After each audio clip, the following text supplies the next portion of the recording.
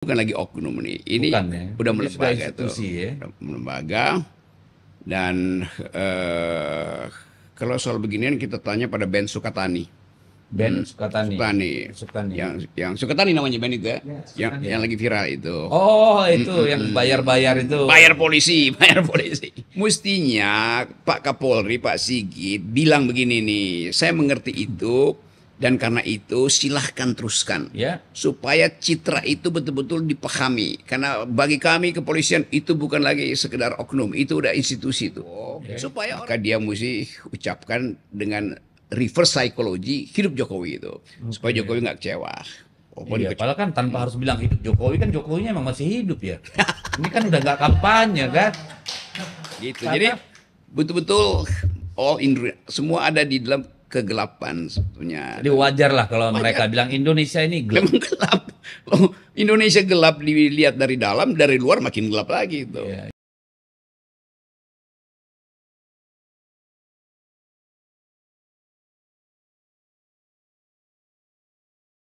Jumpa lagi di channel YouTube DS TV. Salam walk the talk. Ya, bukan walk, wake walk. Gaya itu Mulyani. Nah, jadi kawan-kawan kembali yang sudah ditunggu-tunggu, Bung Rocky. Kemarin Bung Rocky tidak ke ILC, banyak yang bertanya-tanya kemana Bung Rocky. Nah, ternyata kan Bung Rocky lagi ke Jawa ya. Ya, Ikut aksi mahasiswa. Bisa cerita pengalaman kemarin ada apa aja itu? saya dari Samarinda pergi ke Jawa karena saya dikompori oleh mahasiswa, bukan saya ngompori mahasiswa. Oke. Dan mahasiswa mempraktekkan prinsip the philosophy of walk the talk. Oke. Jadi walk the talk artinya turun ke jalan, Yes. jangan ngomong-ngomong doang tuh, itu Iya. intinya tuh. Bukan omon-omon ya. Itu teman-teman, saya selalu senang ada di podcast Dedi Sitorus. Ya, makasih. Dedi, ada beberapa Dedi di Jakarta, tapi cuman ada satu Dedi yang very ready itu. Ya. Padahal gua belum pakai kolonel nih kan. Kalau pakai kolonel gua bisa bilang PA gitu kan. Jadi nggak berani gua karena gua bukan kolonel lah, kolonel giveaway. Yeah. Apa isu hari ini ya? Kita mengalir aja. Yang lagi rame ini kan soal mahasiswa. Iya. Kami agak tersanjung juga tuh Bung Rocky. Karena katanya demo itu didorong oleh PDI Perjuangan. Dan karena Hasto mau ditangkap, Sekjen PDI Perjuangan. Tersanjung juga kita kan. Hebat juga PDI Perjuangan bisa gerakin mahasiswa se-Indonesia yang sebenarnya logikanya kemarin kan milih Prabowo Gibran gitu. Tapi bisa ngomporin seluruh Indonesia. Luar biasa ini PDI Perjuangan.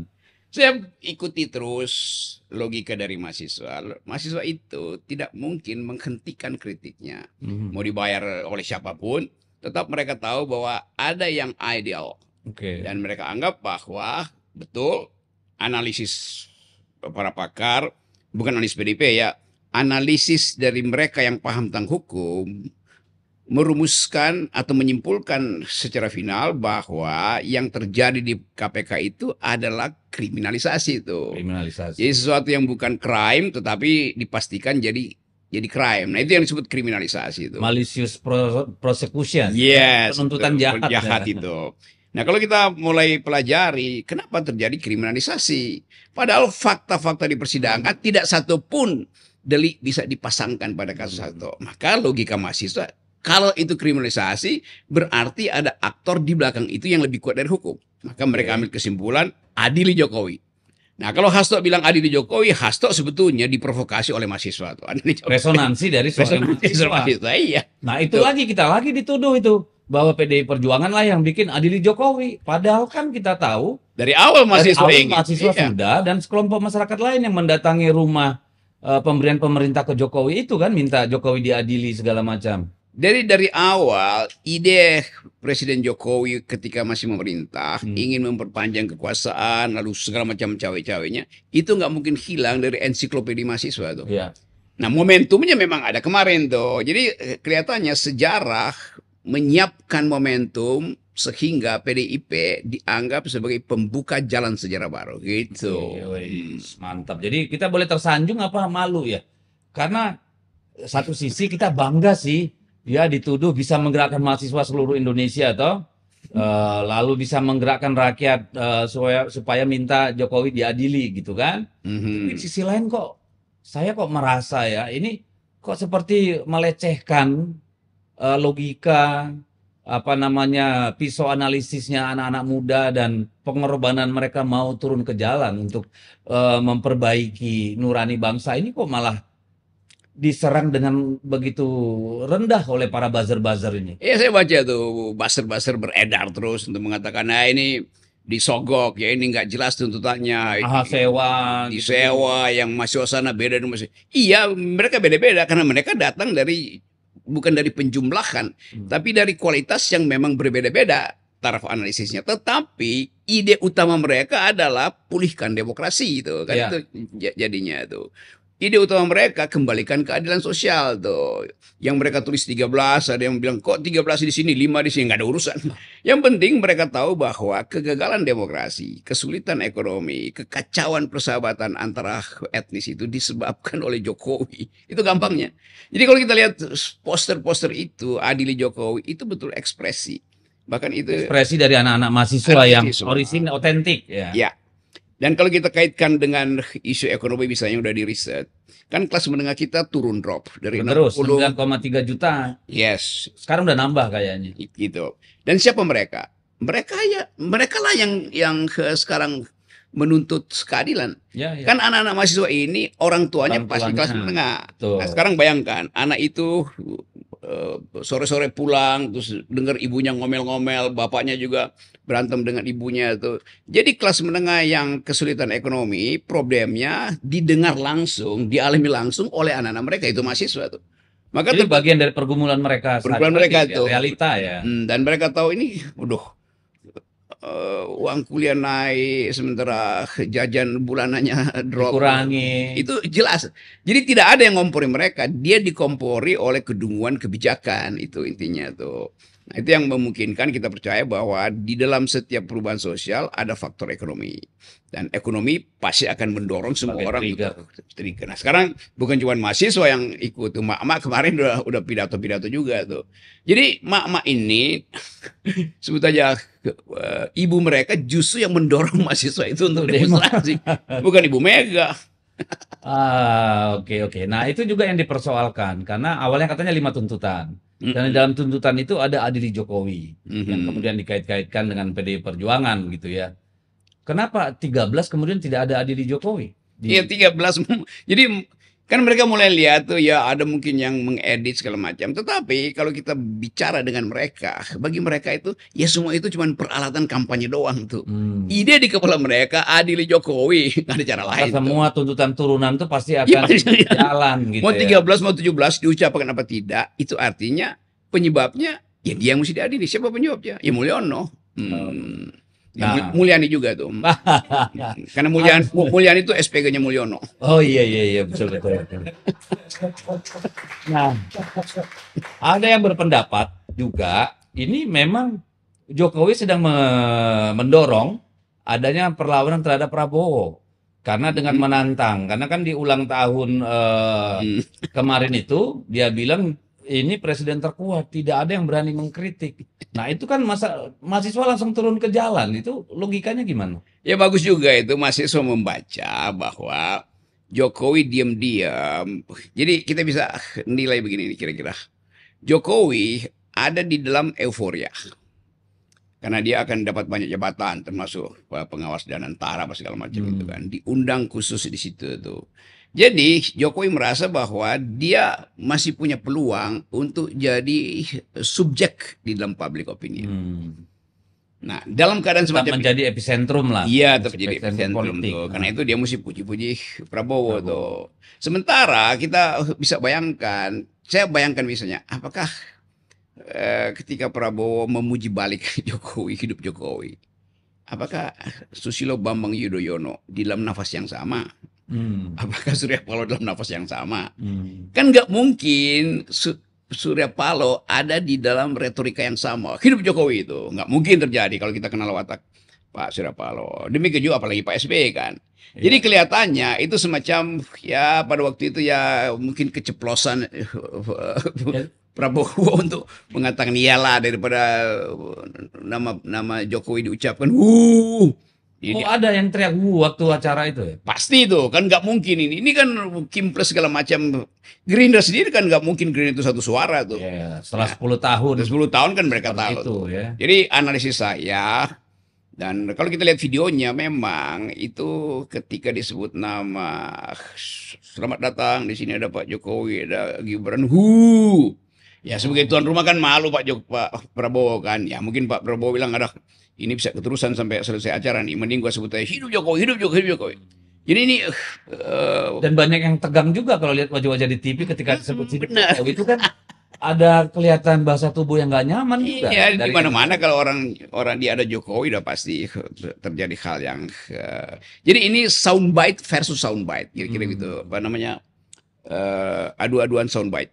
Oke. Prabowo ya dan terbaik itu. Tapi mereka masih saling membutuhkan apa atau Pasti seperti dia apa? saling membutuhkan untuk sementara. Kan ini nggak mungkin misalnya Prabowo menganggap dia membutuhkan Jokowi sampai 2029. Dia nggak mungkin jadi seseorang yang bisa jadi tokoh Asia. Kalau dia masih anggap bahwa saya dituntun oleh Jokowi, ya kenapa nggak Jokowi aja yang jadi tokoh Asia kalau begitu kan? Jadi saya baca ini semacam persaingan psikologi di antara dua orang yang terpaksa harus kawin paksa karena kepentingan politik praktis. Oke, bagaimana melihat kejadian di acara kemarin itu ya? Yang mana Dari sebuah Rapimnas, kemudian tiba-tiba berubah menjadi kongres luar biasa dan mencalonkan presiden. Itu seperti sebetulnya cuma rintik-rintik doang. Tiba-tiba semua buka payung karena diisukan akan ada badai itu. Kira-kira sama tuh dari rapat biasa, lalu ada isu bahwa ya kenapa nggak naikin aja kan? Maka ya mungkin ada aja skenario yang terselubung. Akhirnya Prabowo merasa bahwa sekarang atau tidak selamanya tuh. Oke. Jadi kelihatannya terbaca di situ. Ya kalau kita analisis secara kasar pasti itu untuk mencegah Gibran dicalonkan oleh Gerindra karena keinginan bapaknya, dan dengan cara yang sama kita tahu bahwa sehari kemudian dipanggillah semua Kim Plus dan ada kepastian bahwa akan ada koalisi permanen. Artinya tidak mungkin Kalau di luar itu. iya, terutama saudara Fufu Fafa, saudara Gerindra. Jadi kelihatannya itu yang terjadi. Jadi udah menang banyak nih Prabowo. Oke. Maka dia mesti ucapkan dengan reverse psychology hidup Jokowi itu supaya Jokowi nggak kecewa. Iya, padahal kan tanpa harus bilang hidup Jokowi, kan Jokowinya emang masih hidup ya. Ini kan udah nggak kampanye kan? Karena teriakan itu kan biasa untuk menggelorakan semangat, kan gitu nih. Ya tapi juga bisa buat ngeledek. Oh, bisa juga Iya. buat ngeledek ya. Hidup Jokowi. Apa namanya? Lu masih hidup nggak? Oke, nah yang menarik kan kemudian ketika diwawancarai media, misalnya sebut saja saya sempat nonton itu Mas AHY ditanya soal bagaimana Gibran. Wah, dia langsung nggak mau jawab dan pergi melipir tuh ketika ditanya media. Kenapa hanya Pak Prabowo aja yang dicalonkan presiden? Bagaimana dengan Fufu Fafa tadi? Itu gimana ngelihatnya? Apakah ada potensi? Ya pasti, kan dari awal ini Kim Plus ini kan semacam kawin paksa tuh kan. Dan dalam Kawin paksa apa kumpul kebo? ya kalau kumpul kebo itu pasti ada unsur suka sama suka tuh. Ya kan suka, banyak yang suka biar dapat posisi menteri. Iya tapi Artinya kan imbal balik, trade off kan sebenarnya, Ya, trade- bukan unholy marriage gitu. unholy marriage, ya, bukan perkawinan yang tidak suci gitu kira-kira. unholy marriage lebih tepat, lebih beradab ya. Ya, lebih dimaksudkan supaya banyak orang yang pura-pura tahu tapi sebetulnya diam-diam aja. Jadi AHY pasti juga ada dalam suasana yang sama kan. Oke. Kan nggak mungkin AHY ucapin hidup Jokowi kan. Jadi kelihatannya AHY bersembunyi di dalam semacam suasana. Lebih baik wait and see Oke. daripada ikut-ikutan hidup Jokowi itu. Ya, karena itu pasti inline dengan bapaknya tuh. banyak yang bertanya kan, baru mau jalan 4 bulan kok udah bicara pilpres gitu. Walaupun tentu haknya mereka toh, karena kan itu hanya keputusan organisasi. Tapi memang momentumnya tepat menurut Bung Rocky. Tepat momentumnya. Tepat ya. Karena itu kan pertama kali Prabowo di 100 hari pertama dia mesti pastikan ide dia itu bisa sampai 2009 apa enggak. Dan nggak ada lagi kesempatan. Dan itu artinya kalangan Gerindra, nggak usah Prabowo lah. Gerindra itu membaca sinyal bahwa Jokowi punya niat yang makin lama makin jahat. Itu dasarnya. Sebab nggak ada urusan apa. Tidak mungkin ada analisis lain selain menganggap bahwa kemampuan Jokowi untuk memanipulasi keadaan itu bisa membatalkan konsolidasi awal Gerindra kan. Jadi tetap Gerindra takut. Nah kalau dia takut berarti kita bisa duga ada apa, kenapa Gerindra harus buru-buru sekarang. Jangan-jangan ada sesuatu juga sprindik yang dipegang Jokowi. So gitu ya? Ya kita mesti duga dengan cara yang... namanya juga politik. Jadi kita mesti dugaan buruk itu lebih baik daripada menduga yang baik itu dalam politik ya. Nah kan ini yang kemudian menjadi pembahasan juga sempat kan soal ada katanya yang berupaya memisahkan Pak Jokowi dengan Pak Prabowo. Seingat saya kan pada waktu itu ada komentar dari Pak SBY kan, dalam satu negara nggak boleh ada dua matahari kembar. Nah lalu disambar dan itu juga disinggung oleh Pak Prabowo bahwa jangan ada yang coba memisahkan saya, tanpa Pak Jokowi kita belum kita bisa menang nih karena didukung Pak Jokowi. Itu gimana melihatnya? Seringkali kepura-puraan itu diucapkan dengan cara terbalik itu. Jangan coba pisahkan kami karena kami memang sedang ingin berpisah kira-kira. Aduh. Oke. Ini namanya psikologi kepemimpinan begitu. Iya. Jadi Kan memang mungkin ya kan publik bisa memahami dong, karena kan tidak semua publik susah tapi mak-mak sama mahasiswa mengerti itu. paham ya, makanya mereka turun ke jalan. Yang nggak paham tuh buzzer-buzzernya Jokowi itu. Kan dibayar untuk nggak paham kalau Ya itu. karena mereka cinta gelap bukan cinta buta. Aduh, oke. Nah, kita kan melihatnya begini. Tadi usulan yang koalisi permanen, apakah itu make sense? Ya, kalau saya sih ya bagus aja ya, kayak apa namanya Barisan Nasional jadi satu. Kalau dibilang koalisi permanen ini apakah melebur semua partainya dalam satu organisasi politik? Atau apa maksudnya dengan koalisi permanen? Saya membaca dia dibuat permanen hanya supaya Jokowi hilang dari itu, dari percaturan itu. Nah kalau Jokowi makin lama, yang permanen ini juga akhirnya nanti memakai dalil kan 0%. Ngapain mesti permanen? Kan itu dasarnya kan. Kan nggak ada gunanya lagi kan dia cari yang permanen. Kan semua orang bisa nyalonin. Tetapi dengan menyebut permanen diberi semacam sinyal pada Jokowi, lu nggak bisa masuk ya. Karena lu bukan orang partai dan nggak ada dalam kim. Karena yang permanen ini yang terang, lu di wilayah gelap aja tuh, kira-kira begitu tuh. Tapi kan dia mau bikin partai tuh, partai TBK. Iya, partai TBK. Apa tuh TBK ya? Nggak tahu kan, ditanya wartawan Jokowi ya ini sedang menyiapkan partai TBK katanya. Mungkin partai terbuka atau dia pernah nyindir waktu itu. Itu nyindir. Bukan serius dia mau bikin partai. Loh, nggak mungkin partai itu terbuka. Kalau begitu samain aja semua program kan. Semua partai itu sifatnya eksklusif karena ada ideologi. Nah itu kan yang bukan pikiran Jokowi. Ingat nggak ada satu apa saat bukan pikiran Jokowi bicara tentang ada ideologi yang mengikat. Ya karena dia nggak bisa, bukan pikiran atau dia memang itu bukan cara pandang Jokowi. Dia memandang bahwa partai politik bukan orang yang punya pandangan itu sehingga ngaco. Tapi kan banyak fotonya lagi mandang sawah impor beras, mandang laut pagar laut kan gitu nih. Itu visi. Itu view tanpa visi sebetulnya tuh. Beda tuh. View-nya ada tapi visinya nggak ada. Ya, tapi sekenal saya Pak Jokowi banyak view-nya but no vision.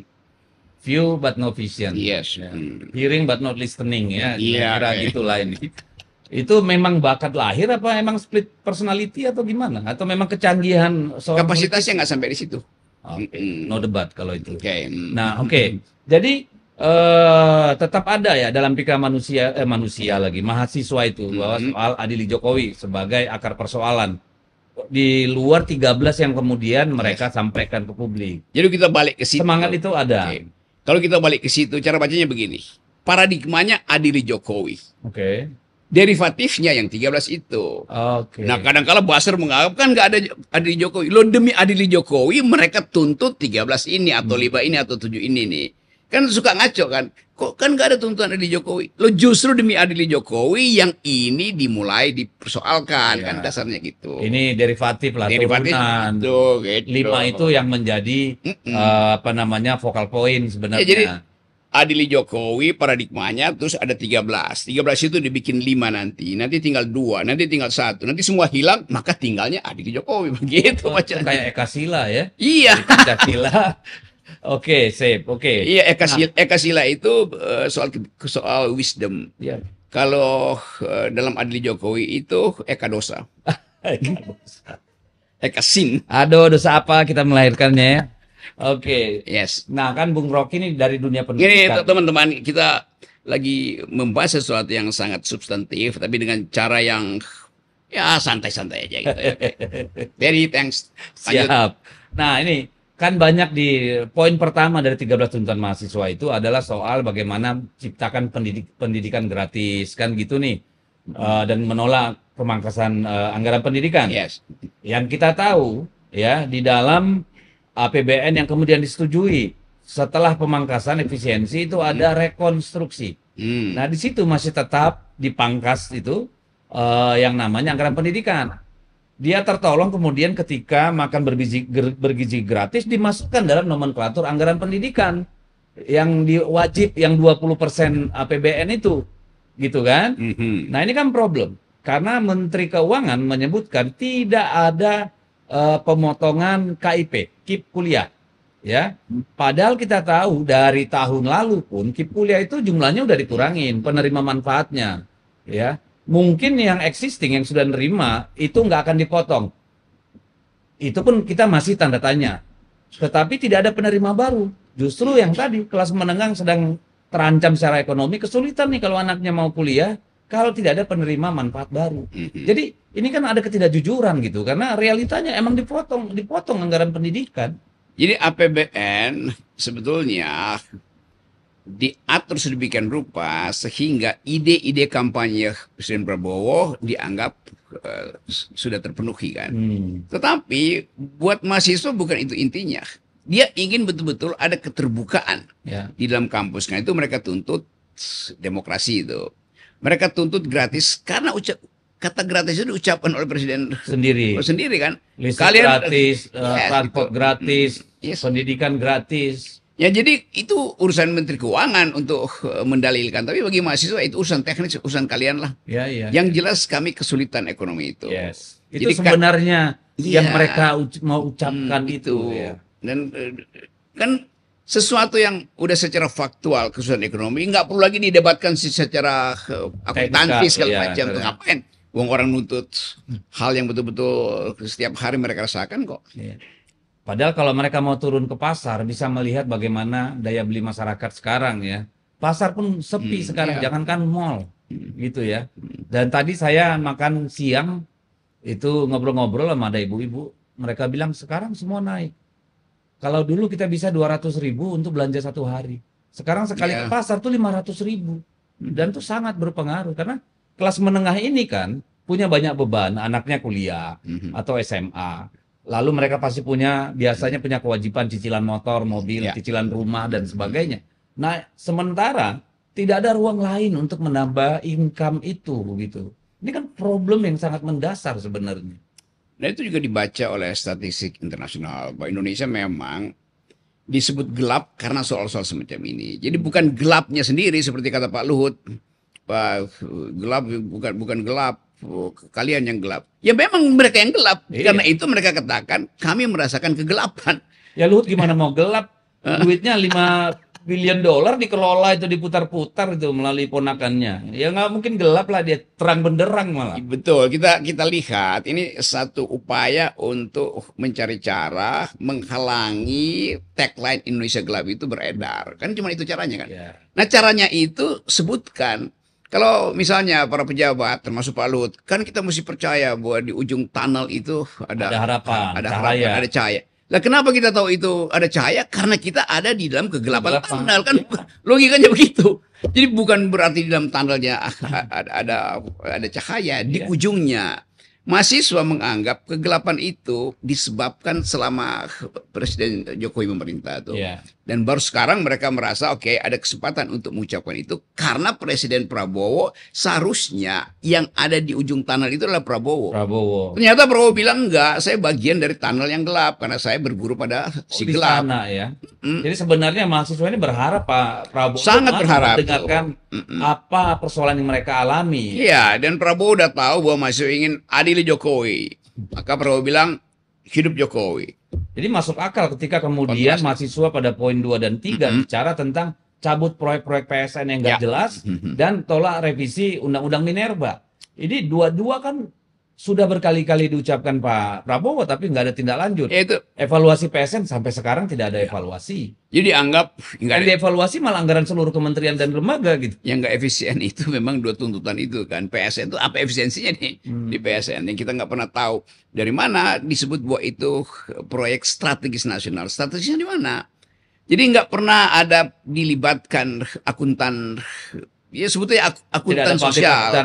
Iya, akuntan publik itu yang bisa diterima jalan pikirannya. Tidak ada riset AMDAL di situ. Tiba-tiba di sana gelap juga, mungkin ada apa namanya golden share juga, macam-macam kan bisa aja tuh. Ya karena kita tahu bahwa di situ memang transaksi kegelapan di situ kan. The black market of injustice itu kan. Itu pasar gelap itu kan pasar gelap kekuasaan aja kan di dalam situ tuh. Karena kan penguasa tertinggi yang mengatur-ngatur itu kan hanya model bolpen aja tanda tangan toh. Dan bolpen itu pun disodorin oleh orang di belakangnya tuh. Nah, itu dia. Jadi bersih sih bersih tapi tanda tangannya bisa miliar dolar juga tuh. Nah, revisi Undang-Undang Minerba yang kemudian memberikan kewenangan untuk membagi-bagi IUP itu kepada lembaga-lembaga yang seharusnya non profit. Misalnya ormas, lembaga keagamaan gitu ya. Ini apa tidak akan menimbulkan persoalan baru? Karena dulu ketika otonomi daerah diterapkan, itu kewenangan diberikan kepada kepala daerah untuk memberikan IUP, HPH, kepada HGU, HPH gitu ya, tambang, konsesi kepada koperasi. Tapi in the end of the day, itu semua berpindah tangan kepada para cukong, pada pemilik modal juga. Jadi hutannya habis, orangnya nggak sejahtera, terjadi akumulasi kapital, profit kepada sekelompok orang tetap. Nah ini apa nggak akan mengulang hal yang sama? Kelihatannya semua yang disebut rencana itu tidak diawali dengan kecurigaan. Kan mestinya yang membuat rencana justru berpikir negatif dulu nih. Supaya dia bisa bikin mitigasi nih. Atau dia yang punya negatif, ya karena ini itu dia untuk etalase. Itu artinya si penyelenggara itu memang dari awal dia berpikir negatif. Bukan membuat yang negatif itu untuk mengontrol yang positif, tapi dianggap semua adalah dia bisa kontrol. Jadi pikiran curang itu dari awal di situ. Karena coba karena itu terjadi paradoks kan. Universitas disuruh menambang itu. Iya. Lo tugas universitas itu menambang pikiran, bukan menambang batu bara. Itu balik-balik kan. Aduh, coba bayangkan universitas ya yang hidupnya juga masih sebagian dari APBN, kemudian dari iuran mahasiswa, kemudian dia punya equity dari mana untuk modal menambang? Ya punya udah. kapasitas apa untuk melakukan penambangan? Itu apa ujungnya dikasih ke pemilik modal lagi? Dengan sendirinya begitu, desain awalnya Bahlil begitu tuh. Udah ada yang nunggu di samping kampus tuh. Nampung-nampung ya. Iya gitu. Calonnya udah nunggu lo. Gua kasih tuh, lu langsung kasih calo ya supaya gua dapat sekian. Jadi nggak hanya konsesi, calonnya di sekalian juga. Calonnya itu paket lengkap namanya. Paket C. Ya paket calo, paket C. Aduh. Itu luar biasa. Ya itu yang kemudian dirumuskan dengan cara yang sangat santai tetapi bermutu. Indonesia sedang gelap itu. Ya jadi yang dimaksud gelap itu bukan karena tidak ada lampu ya. Tapi gelap tuh mereka melihat dengan semua kebijakan yang ada. Itu tidak ada harapan yang di masa depan yang memberikan jalan yang terang buat anak-anak muda ini mungkin. Bahkan lebih dari itu, mereka akhirnya tahu bahwa semua transaksi itu dilakukan di kamar-kamar gelap. Itu dasarnya itu. Kamar gelap. Kamar gelap kekuasaan. Tidak boleh. Walaupun tidak selalu harus bermaksud berarti mereka gelap-gelapan ya. Oh itu kamarnya aja di. Enggak, itu peristiwanya itu dilakukan gelap-gelapan tetapi di bawah lampu yang terang supaya ketahuan ini dolar apa Singapura, ini apa US dollar. Gelap dari pantauan publik Dari ya, pantauan bukan publik, gelap itu dalam maksudnya. arti tidak ada Ya itu lampu. pokoknya gelap dari Karena kan yang membela-bela itu kan selalu pikirannya kan semantik aja, bahwa ini Indonesia gelap, ini Indonesia terang benderang kok gitu kan. Padahal belum tentu dia bisa beli gas LPG 3 kg Nah, itulah juga. bahayanya. Para pembela itu hanya mampu berpikir semantik, sementara mahasiswa itu berpikir hermeneutik, Hermeneutik, mencurigai ya. gitu. Memang kita wajar lah kalau buzzer-buzzer bayaran itu memang nggak nyampe ya, nggak nyampe akalnya gitu. Nah kita lihat coba yang 4 dan Ya, 5 lagi poinnya ya. ini. Mereka minta supaya hapuskan multifungsi ABRI, ya, dan Betul. kemudian juga tentang mengesahkan undang-undang masyarakat adat. Nah ini kan dua hal yang sebenarnya sangat strategis ya. Pertama, multifungsi ABRI, ya kan kita sudah punya pengalaman ya dalam reformasi, dan selama sejak reformasi hingga hari ini ABRI kita TNI kita itu sudah profesional. Dalam artian tidak ditarik-tarik lagi ke ranah publik. Mereka bisa konsolidasi, apa namanya, menjaga, merawat alat-alat pertahanan kita, kesiapan prajurit kita. Sekarang ini ada jenderal aktif jadi kepala bulog. Nanti katanya Maret nih ada beberapa lagi yang aktif jadi komisaris, jadi direksi dan sebagainya. Dan minggu lalu itu polisi melantik 13 orang dirjen dan sekjen dan sebagainya di kementerian dan lembaga. Mungkin nanti menyusul TNI lagi. Ini masalah nggak sih? Tapi kalau ngelihat tuntutan mahasiswa itu dihapus, berarti kan mereka menganggap itu masalah ya. Lalu yang kedua, masyarakat adat. Masyarakat adat tidak menjadi bagian atau pembicaraan dalam bagi-bagi izin tambang. Padahal mereka pemilik sah dari tambang-tambang itu karena tanah leluhur mereka. Ini menjadi tuntutan mahasiswa, menurut saya menarik sekali ini. Menurut Bung Rocky bagaimana itu? Kita tahu genealogi dari soal back to barak ini kan, kembali ke Tangsi. Tetapi banyak peristiwa setelah 98 seolah-olah kehilangan jejaknya karena disibukkan dengan tukar tambah politik. Sebelum 98 saya ikut di dalam banyak diskusi. Seingat saya itu dibuat di FISIP UI antara yang disebut perwira-perwira reformis dengan intelektual di UI terutama tuh. Kita bicara banyak di situ supaya satu kali dalam sejarah kita paham bahwa negeri ini didirikan untuk kepentingan publik. Negeri ini diminta dijaga oleh militer. Nah, karena itu ada tesis The Genesis of Power. Jadi tentara itu datang dari genesis kerakyatan. Oke. Tetapi seterusnya tentara itu profesional supaya bisa menjaga. Kalau dia ada di dalam mereka yang sedang dijaga, dia nggak bisa lihat apa yang mesti dijaga tuh. Betul. Nah, karena itu prinsipnya dipisahkan. Saya masih ingat tuh paper-paper SBY terutama, Agus Wijoyo, Agus Wiradikusuma. Mereka yang memang menginginkan kita ikuti aja prinsip bahwa di dalam keadaan damai, tentara itu adanya di Tangsi. Oke. Nah, kita nggak tahu kenapa sekarang ada kebutuhan untuk menempatkan perwira-perwira ini di wilayah sipil tuh. Dasarnya apa? Kalau dasarnya adalah kelebihan bintang di situ. Nah, dibikin rasionalisasi dong kan. Bukan kelebihan bintang itu diekspor ke wilayah sipil tuh. Itu dasarnya. Jadi tetap prinsipnya adalah wilayah sipil itu harus diasuh melalui civilian value. Nah, tentara tidak dididik untuk bertengkar. Mereka sistemnya komando. Sementara wilayah sipil itu ada pertengkaran. Kalau mereka to kill or to be killed. Ya, kan, gitu. Kalau udah membidik jangan ragu. Kalau masih ragu jangan membidik. Kalau udah membidik tarik picunya tuh kan. Itu prinsip. Dan kita kepingin tentara yang seperti itu. Ya. Jadi kelihatannya kalau moralnya begitu, maka banyak orang yang menganggap ngapain gua masuk Akmil, masuk Akpol apalagi itu, kalau pada akhirnya dia tidak bisa jadi jenderal, dia jadi komisaris, dia jadi dirut, ngapain? Jadi, tapi ada nggak ini kemungkinan karena melihat, karena undang-undangnya kan jelas bahwa TNI boleh masuk ke ranah sipil, tetapi pada lembaga tertentu, yang ada, misalnya Basarnas gitu kan, ya, jadi BNPB. Kepala bulog bisa nanti kalau udah perang itu, kalau nggak ada perang, harusnya enggak. Nah, apa enggak ini juga dipicu oleh Polri yang selama 10 tahun ini begitu banyak masuk ke apa namanya ke jabatan-jabatan publik dan melihat begitu telanjang di media sosial bagaimana apa namanya oknum-oknum polisi itu mempertontonkan hidup mewah. Ya Coba ini bandingkan Kapolres dengan iya. Komandan Kodim. Ini kan apakah ada persoalan ekonomi juga di sana atau kecemburuan? Shh. Ini bukan lagi oknum nih. Ini Bukan ya. udah Ini sudah melembaga tuh. institusi ya. Udah melembaga dan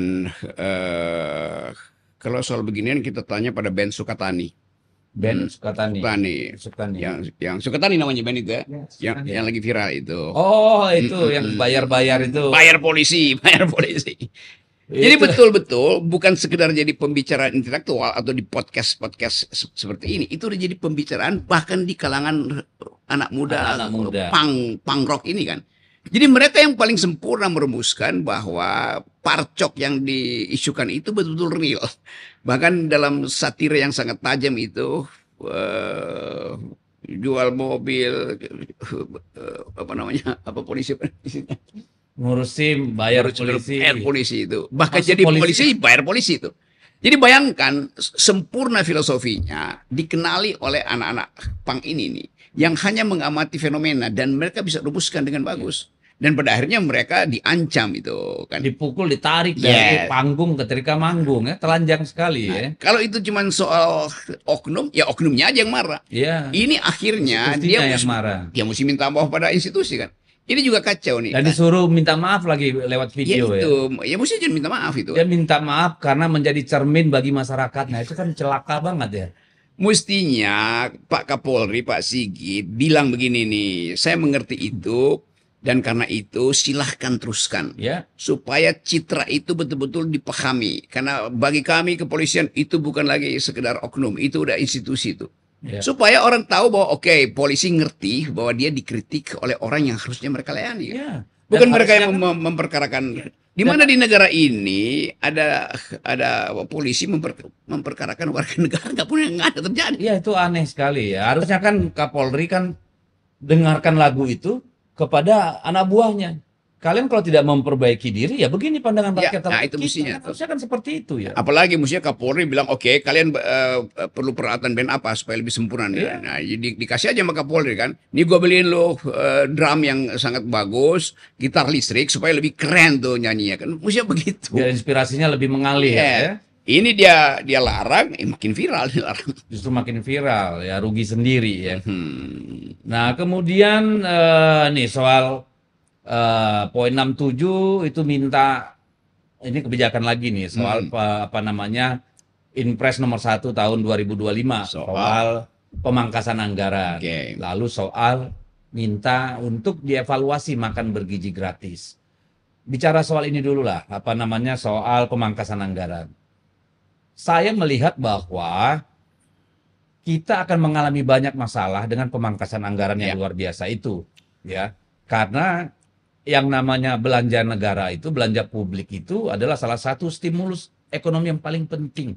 Karena uang itu disebar kepada masyarakat untuk kemudian kembali dalam bentuk Ya. pajak, ya. Dan ternyata itu dipotong. Sewaktu debat panjang, itu para juru bicara pemerintah itu selalu mengatakan, ini biaya ATK, rapat, biaya perjalanan, nggak efisien. Harusnya bisa bangun sekolah, bisa bangun rumah sakit. Tapi ternyata dari penghematan 300 triliun itu, yang ada sebagian kecil untuk menambah porsi makan bergizi gratis, sebagian akan dikasih ke Danantara. Yang Danantara itu murni profit. Yang mungkin hanya menguntungkan 1.000 orang atau 2.000 orang yang bekerja pada investasi-investasi. Sementara APBN kita ini hanya di Kementerian Kementerian PU, anggaran yang dipangkasi itu menyebabkan 2,5 juta buruh kuli kehilangan pekerjaan. Belum bahan bangunan, belum warung, belum rental, belum segala macam. Kan ini problem sangat bukan laten lagi, ini udah manifest nih persoalan. Ini kan terkait lagi tadi dengan anak mahasiswa yang mengalami kesulitan orang tuanya. Ini gimana Bung Rocky melihat ini? Kalau kita baca sejarah misalnya ketika Amerika mengalami Great Depresi besar itu, Roosevelt 108, 28 ya? Iya, 38, sorry 38. 38 ya. waktu Roosevelt jadi presiden. Dia nggak berhemat. Dia justru Cetak uang belanja. uang belanja state spendingnya. Dan itu paralel dengan pikiran-pikiran Keynesian Ya. bahwa uang harus beredar dan dengan cara itu ekonomi dibangkitkan Ya. tuh. Kita tahu Sri Mulyani ada di dalam mazhab itu yang sering dia sebut counter cycle. Kan mestinya berhemat, tetapi Betul. jangan berhemat, itu kan kontra hal yang seharusnya dilakukan. Jadi kalau Sri Mulyani tidak memakai lagi dalil itu artinya ada dalil lain yang dia pakai tuh, yang pasti dia nggak setuju itu. Nah mestinya Sri Mulyani konsisten. Saya punya pikiran bahwa state spending itu untuk menghidupkan ekonomi. Restriksi di dalam spending itu menyebabkan ekonomi nggak tumbuh tuh. Kan mestinya konsisten Sri Mulyani mundur. Jadi kelihatannya ini juga soal karakter manusia tuh. Kan intinya ada pada Sri Mulyani soal semacam dia yang mesti hitung kan. Nah kalau itu nggak terjadi, Tapi kan dia cuma pembantu juga. iya dia cuma SPG dari tadi saya sebut Mulyani SPG-nya Mulyono. Nah sekarang coba kita bayangkan misalnya sebelum ada Danantara ini isunya adalah anggaran itu dipakai untuk hal-hal yang bersifat sosial. Sekarang dia mau dipindahkan berapa 300 T itu mau dialihkan sebagian besar juga supaya negara punya semacam perusahaan raksasa untuk investasi, punya perusahaan yang akan disebut bona fide supaya investor asing itu chip in di situ kan. Tapi ini kalau kita baca analis internasional itu diragukan. Karena menganggap Indonesia sedang meniru potensi kasus yang ada di Malaysia tuh. Ketika Perdana Menteri itu bikin super holding ini dan anggaran itu masuk ke rekening dia semua tuh kebanyakan. Kan orang mencurigai itu kan. Nah dalam keadaan Indonesia politiknya tidak stabil, kacau beginian, investor melihat bahwa itu potensi fraud akan terjadi di dalam sistem itu. Siapa yang akan kontrol siapa tuh. Betul. Jadi sebetulnya ini adalah pameran buruk terhadap sebut aja kepanikan ekonomi Indonesia itu. Tiba-tiba menisahkan holding, tapi sebetulnya itu cuma kumpulan dari dana BUMN supaya kelihatan di dalam artikel keuangannya itu bagus. Harusnya kan kalaupun mau dibuat, kalau saya sih pribadi melihat itu tidak sekarang. Pada saat pemerintah baru memulai, pada saat terjadi pemangkasan anggaran besar-besaran, tapi mungkin tahun kedua periode pertama, periode kedua ya, supaya sekarang ini dia bisa mengkonsolidasikan nih kebijakan fiskal, kebijakan moneter dan sebagainya gitu loh, termasuk investasi. Nah, problem kita itu adalah soal hukum. Salah satu yang paling membuat investor malas. Dulu waktu terjadi revolusi kuning tuh, payung kuning di Hong Kong. Saya ketemu banyak fund manager di Singapura. Saya bilang, ayolah masuk Indonesia. Mereka nggak mau. Kenapa? Hukumnya jelek, tidak ada kepastian regulasi. Ya, kami kesulitan. Ya, lebih bagus di Vietnam. Dan itu terus terjadi. Dan buktinya sekarang apa? Kita pangsa pasar kita itu 270 juta. Tetapi Samsung berinvestasi 365 triliun di Vietnam. Di Indonesia itu cuma 6 triliun. Ya toh? Apple juga begitu. Dia investasikan hampir 300 triliun, 200 berapa triliun di Vietnam. Ke Indonesia hanya 1,6 triliun. Di Starlink ratusan triliun juga. Di Vietnam Starlink berinvestasi. Di sini 0 rupiah. Hanya 2 miliar mendaftar di OSS. Nah, ini kemudian saya ingat kemarin kami diskusi, sewaktu Bu Mega ketemu Putra Mahkota, WA, mereka bilang begini kepada delegasi Bu Mega, Ibu, kami diminta diajak, dirayu untuk investasi di Indonesia. Tapi bahkan kebijakan fiskalnya saja membingungkan kami. Sebenarnya fiskal pemerintah itu objektifnya apa? Mau mengarah kemana? Lalu kami harus investasi di bidang mana? Belum lagi soal kepastian-kepastian hukum tadi, soal itu tadi ya regulasinya yang berganti-ganti, yang tidak jelas, kabur, banyak tukang palak di tengah jalan, belum lagi bisa bermasalah. Ambil contoh nih, ada pengusaha Cina mau datang ke kawasan industri di Batang milik BUMN, datang lahannya nggak ada, belum dimatangkan, katanya nunggu anggaran PU, disuruh dia kalau mau bangun pabrik silakan bangun, lu kerjain tanahnya, tapi nanti bayar sama kami. Dia ngerjakan lahan, suruh bayar, dan kalau sudah bangun operasi nanti dia minta persentase dari keuntungan. Lo kabur dong semua, nggak ada yang mau. Jadi gimana ini bisa mengatakan ya, padahal kita sudah mengorbankan negara ini dengan Omnibus Law kalau menurut saya, karena banyak sekali kemudian peluang oligarki masuk, ya, termasuk hadirnya soal undang-undang minerba hari ini. Ini gimana ngelihat sumber daya alam kita dikuasai segelintir orang, oligark, ya. Sementara investasi tidak terlalu menjanjikan. Lalu harapan kita apa sih? Coba keterangan tadi dia diucapkan itu, kita simpulkan investor itu masuk kalau pertama ada kepastian hukum. Yes. Yang kedua ada kestabilan politik. Yeah. Yang ketiga ada rasionalitas di dalam urusan fiskal moneter. Yeah. Yang tadi kepastian hukum udah nggak ada. Betul. Dan orang menganggap ngapain di situ. Yang kedua instabilitas politik yang sekarang justru sedang makin menjadi-jadi. Di breeding, di grooming sendiri oleh pemerintah. Yang ketiga, tentu investor bertanya, itu sistem Indonesia bagaimana? Masa masalah fiskal disuruh Bank Indonesia yang selesaikan? Problem di fiskal diselesaikan di moneter dengan anggapan ini apa namanya burden sharing segala macam. Padahal sebetulnya itu sudah membuat si bank ini tidak lagi bisa dipercaya. Yes. Karena bank akhirnya mesti cetak uang untuk beli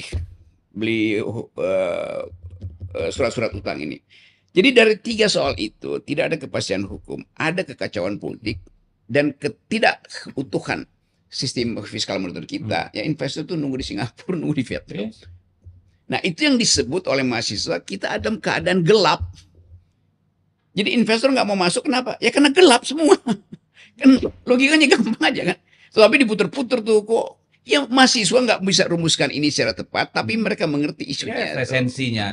Ujungnya mereka tahu nih bahwa di sana bukan untuk kami, tapi mereka yang elit-elit ini, itu oligark ini. Jadi poin-poin itu.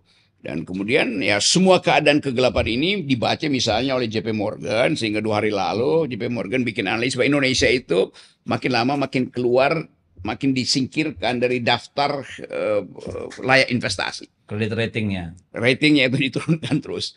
Nah, itu artinya makin gelap.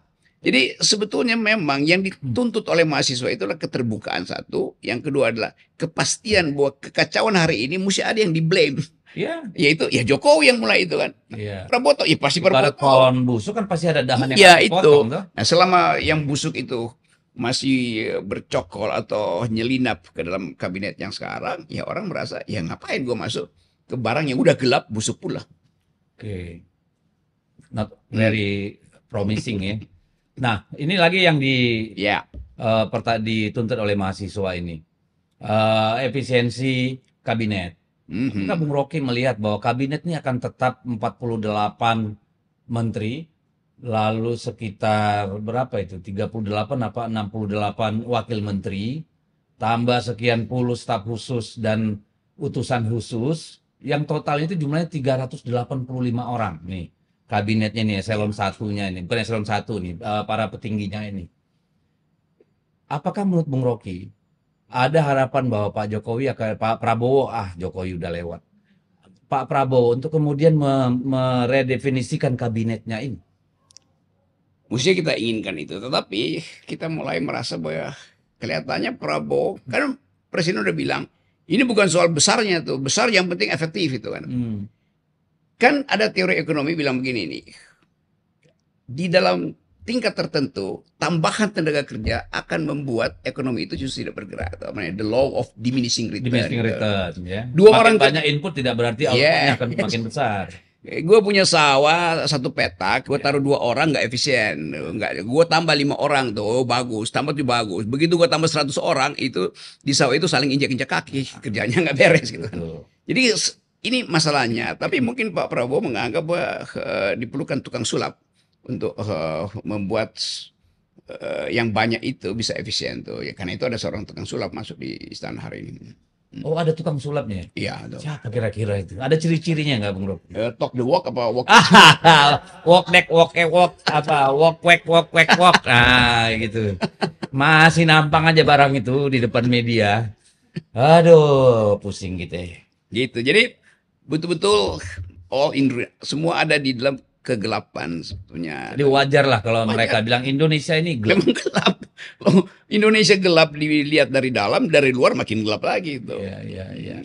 Kan semua bayangin pers sampai pers Hong Kong udah biasa tuh, pers Singapura, Sydney Morning Herald, South China Morning Post segala macam itu membahas Indonesia, Asia Week membahas Indonesia. Tetapi saya baca kemarin koran Italia pun membahas Indonesia gelap. Gimana coba?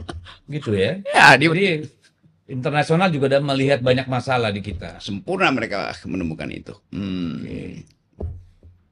Ah. Ya scary ya. Ya, itu pentingnya Agak scary. talk the walk. Nah ini poin. Ya nggak tahu. Tanya saya.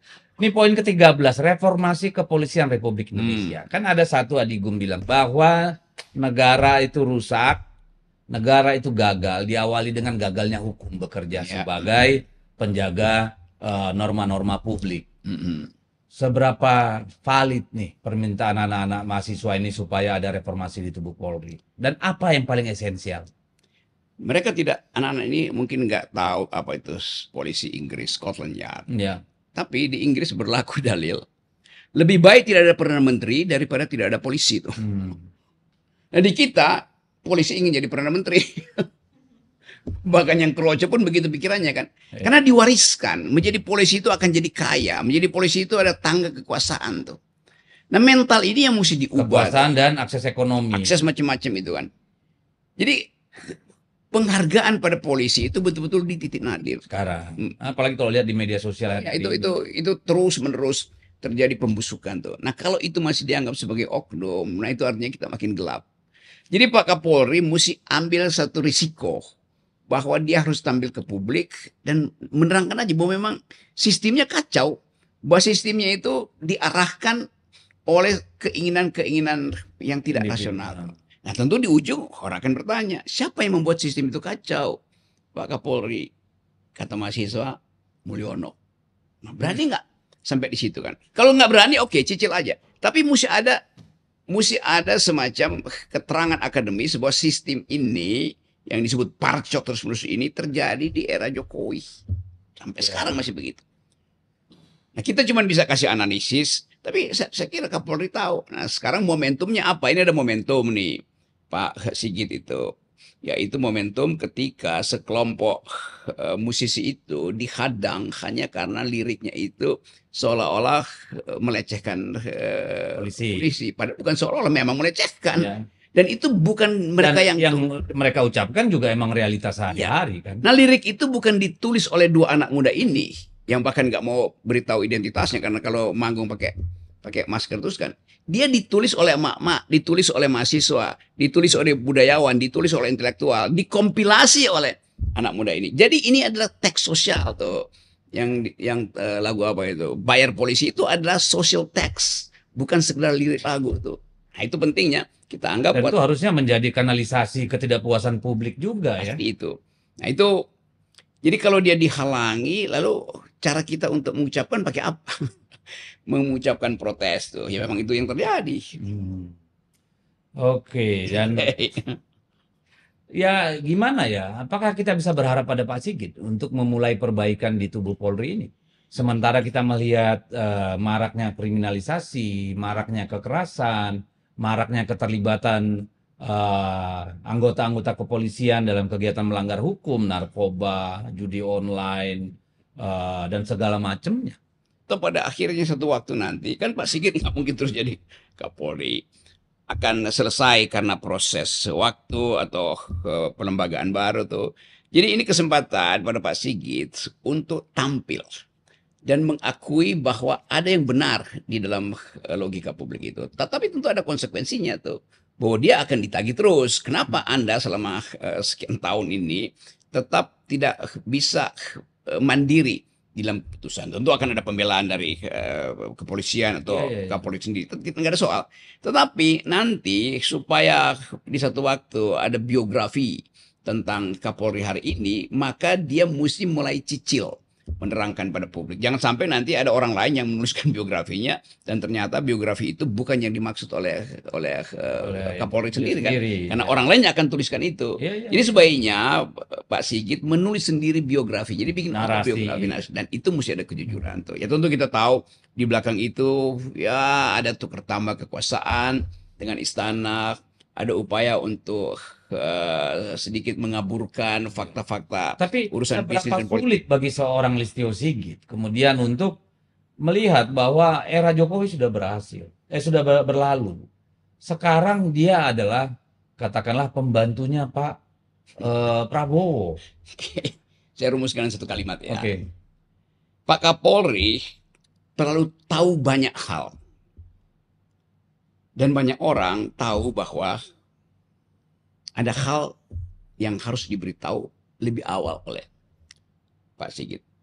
Jadi Kapolri tahu tentang banyak hal, tapi orang juga tahu bahwa Kapolri menyembunyikan banyak hal. Itu soalnya kan. Nanti diuraikan di tempat yang lain, pembicaraan kita kan.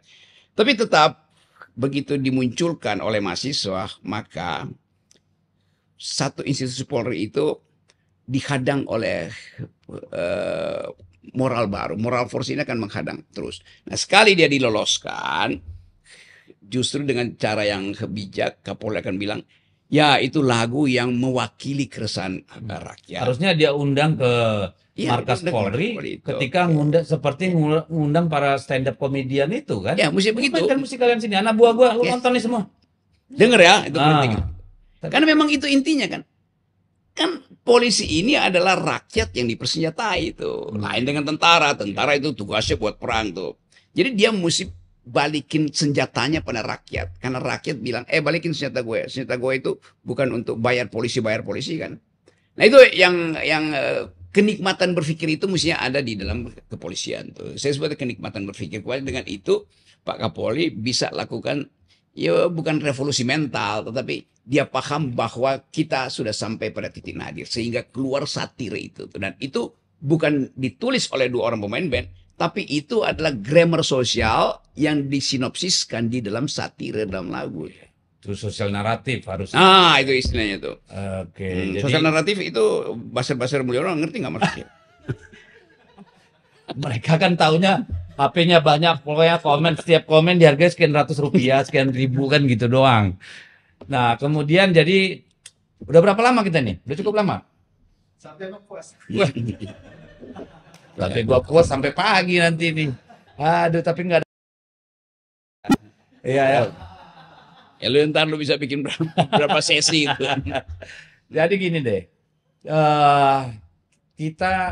Pemerintah harus mulai menyadari bahwa situasi tidak seindah yang mereka dengar dari para pembisik-pembisik. Realitanya rakyat sedang mengalami pergumulan yang tidak mudah, ya. Dan itu sangat-sangat real gitu. Di sisi lain kan sebenarnya anak-anak muda ini pemilih ini kalau memang benar 58%, justru adalah orang-orang yang memilih mereka. Tapi sekarang di framing bahwa ini adalah PDI dan anak abah gitu. Dia kan berpotensi kehilangan justru yang memberikan dukungan pada dia. Dan ketika mereka muda, ketika hilang kepercayaan sampai tua juga nggak bakal mau tuh nanti.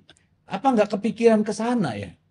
Kemampuan komunikasi istana itu buruk sekali. Kan kita lihat bagaimana tokoh-tokoh atau pejabat-pejabat istana itu yang mengelola komunikasi itu selalu sifatnya defensif. Yes. Jadi buat apa? Kan tugas dari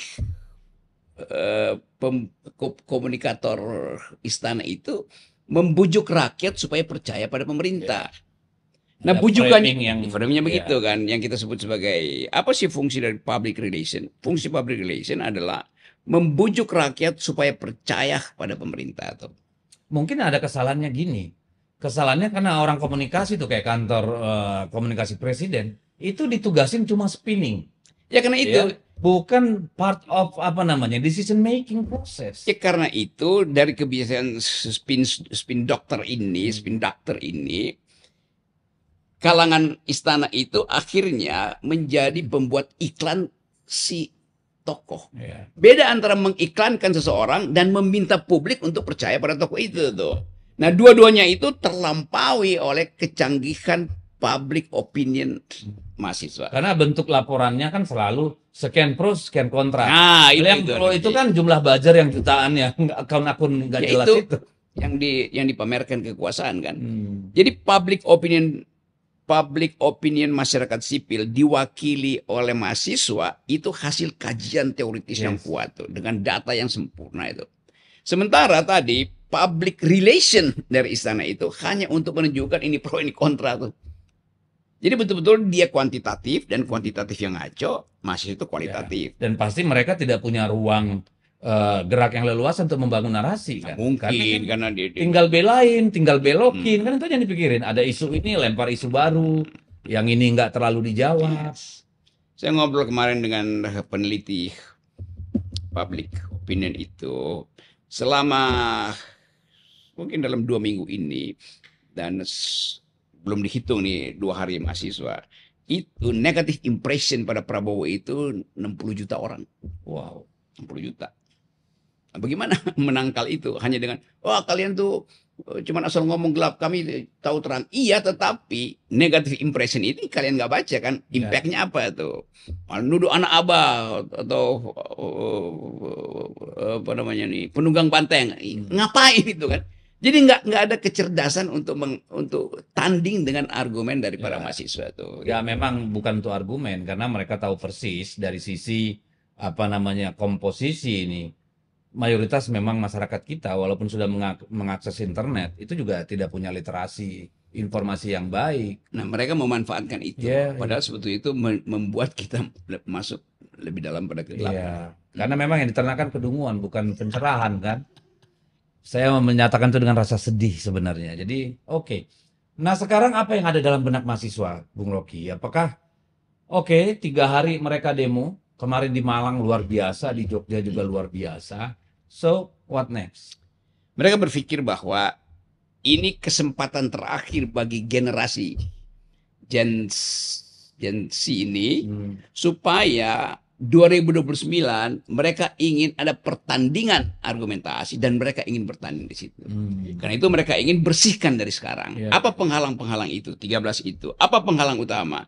Ketidakkonsistenan Prabowo. Apa yang mesti diucapkan oleh Prabowo? Adili Jokowi, cuman itu. Jadi diputer-puter nanti kok adili Jokowi? Ya itu cuman intinya. Sementara kalau nggak ada Adili Jokowi, artinya Gibran akan dicari cara oleh si Mulyono ini supaya tiba di 2009. Anak-anak ini bukan takut pada Gibran untuk berdebat di 2009, tapi mereka menganggap kalau begini ngapain kita berpartai, ngapain kita berdemokrasi, ya main curang aja kan. Nah itu justru yang kita mesti anggap sebagai. Ya kan itu menarik juga tuh, karena kemarin Pak LBP kan bicara itu bahwa dana bansos 500 triliun nggak jelas tuh. Ya itu soalnya kan, mereka ingin semua itu. Jadi bagi generasi sekarang, mereka anggap bahwa pendidikan politik harus dimulai dari sehari.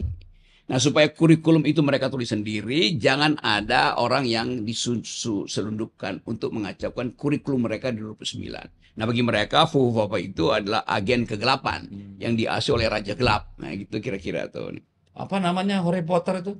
Lord Voldemort. Iya, yang namanya tidak bisa disebut. Iya. Iya, tapi ini, barang ini kan udah pasti akan calon. Yes. Karena kan sudah tidak ada presidential threshold dong. Kan gitu nih. Tinggal kita akan melihat bagaimana tarik-menarik, gesekan, benturan antara ya yang sekarang sedang berbulan madu, walaupun sudah berbulan-bulan yang ada susu madunya nggak ada. Ya kan? Pasti ini akan terus nih, akan menjadi riak-riak politik yang justru akan mengganggu stabilitas politik kan. Ya, saya baca itu juga bahwa bagi si Raja Gelap ini, yang dia paling cemaskan kalau PDIP tumbuh terus di dalam asuhan masyarakat sipil tuh. Nah, karena itu upaya untuk ya merongrong PDIP entah dari dalam dari luar itu target utama. Kan cuma itu obsesinya kan. Dan kita tahu bahwa bahkan ketika keadaan ada di dalam semacam kegundahan karena Hasto sebagai sekjen dipermainkan oleh KPK yang sekedar ingin mengkriminalisasi. Tiba-tiba ada yang senang itu kan, terlihat bagaimana Jokowi senang nih Hasto Oh, ditangkap tuh, lalu Gibran juga senang senyumnya tuh. Iya, merekah. tuh kan. Walaupun waktu di bandara ditepis gitu ya.